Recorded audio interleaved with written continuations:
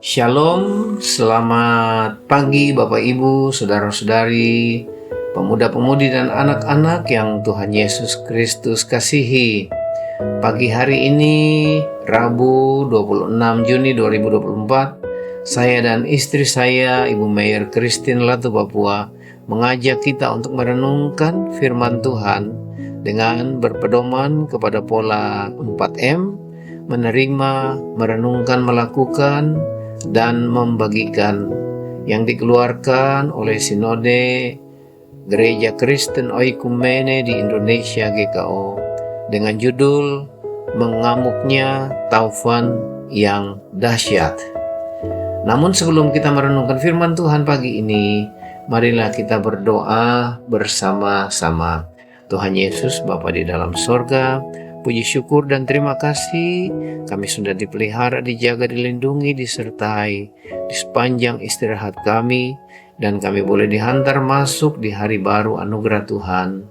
Sebelum kami masuk dalam seluruh aktivitas kami di hari ini, kami minta Tuhan Yesus tolong kami, bagian firman Tuhan yang kami akan baca dan renungkan, berkatilah supaya ini memberkati kami sebagai makanan rohani kami. Terima kasih Tuhan Yesus.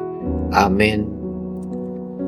Bacaan firman Tuhan pada pagi hari ini diambil dari Injil Markus pasal yang keempat ayat ke-37 yang berbunyi, "Lalu mengamuklah taufan yang sangat dahsyat dan ombak menyembur masuk ke dalam perahu, sehingga perahu itu mulai penuh dengan air." Kita akan merenungkan bacaan kita dengan menjawab pertanyaan berikut. Pertanyaan pertama, apakah yang terjadi di tengah laut itu? Ayatnya yang ke-37. Terjadinya angin ribut yang sangat besar. Pertanyaan kedua, bagaimana keadaan perahu itu? Kapal hampir tenggelam karena air masuk ke dalam perahu. Pertanyaan ketiga, bagaimanakah sikap saudara ketika taufan kehidupan itu menerpangmu? Tentu saja sebagai manusia biasa, perasaan panik dan takut melanda tiap-tiap orang. Bapak, Ibu, dan saudara-saudari kekasih Kristus, demikian pengajaran hari ini. Taufan yang begitu dahsyat terjadi sehingga perahu itu atau kapal itu mulai dipenuhi dengan air. Ayat 37. Bukan karena perahu itu bocor, tetapi sebagian mungkin dipicu hujan yang lebat, karena kata yang digunakan di sini menunjukkan arti badai angin yang disertai hujan. Ditambah lagi dengan ukuran kapal yang tidak terlalu besar, sehingga badai yang besar itu mengakibatkan ombak menyembur masuk ke dalam perahu, sehingga perahu itu penuh dengan air. Mari kita memperhatikan bahwa orang yang ada dalam perahu itu dalam keadaan mungkin tergesa-gesa dan mereka terancam bahaya.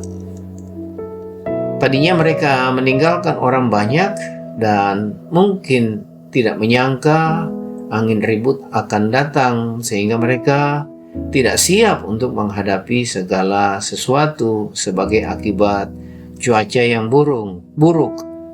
Memang seperti itulah keadaan perahu yang mengangkut Yesus dan murid-muridnya.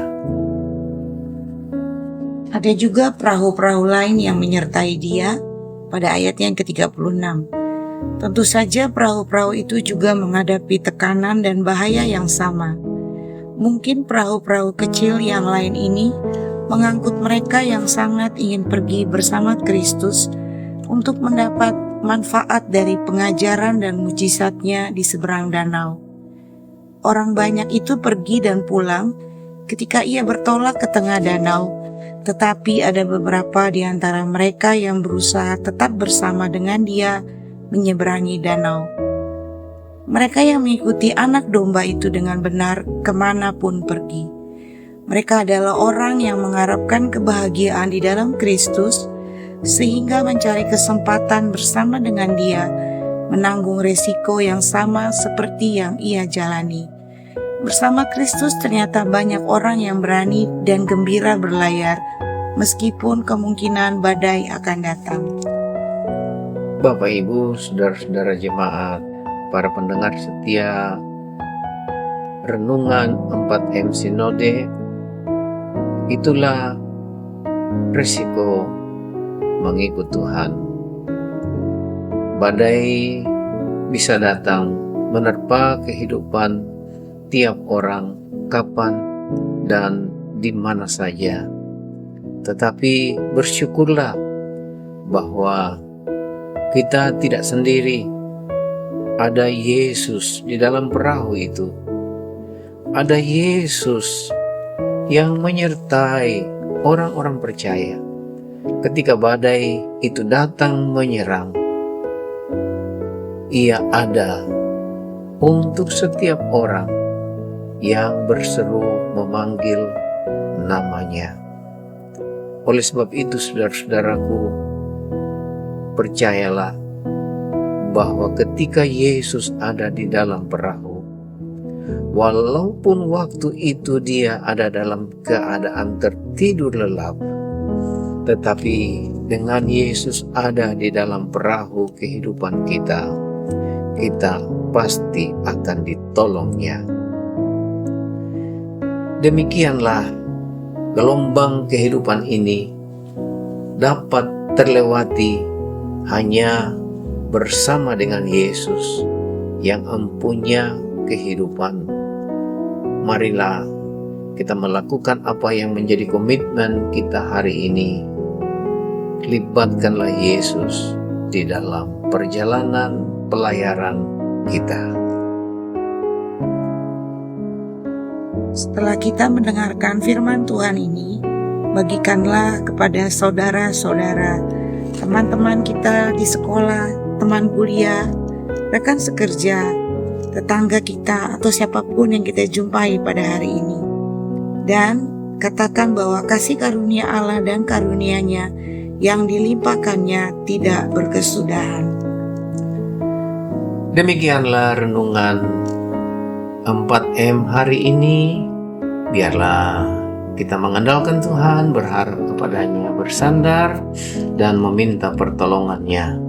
Ia pasti datang tepat pada waktunya, atau Ia pasti menolong kita tepat pada waktu Tuhan. Mari kita tutup renungan ini di dalam doa. Tuhan Yesus, Bapa di dalam sorga, terima kasih untuk pelajaran hari ini. Ingatkan kami bahwa asal Yesus ada di dalam perahu kehidupan kami, maka badai sebesar apapun yang mengamuk akan ditenangkan oleh Tuhan Yesus. Apalagi kita memanggil namanya, menyerukan namanya. Maka berkati kami hari ini Tuhan dalam seluruh aktivitas kami, di rumah, di tempat pekerjaan. Kalau anak-anak masih masuk sekolah ekstrakurikuler dan lain-lain, Tuhan Yesus memberkati. Anak-anak kami yang sedang libur, Tuhan Yesus juga memberkati. Usaha, pekerjaan, bisnis, orang tua, kami serahkan ke dalam tangan Tuhan. Mohon berkat Tuhan atasnya. Bapak Ibu majelis atau presbiter, semua pendeta GKO, dalam pelayanan hari ini, Tuhan Yesus memberkati. Terpujilah namamu Tuhan Yesus. Hanya di dalam nama Tuhan Yesus kami berdoa kepada Bapa di sorga. Haleluya. Amin.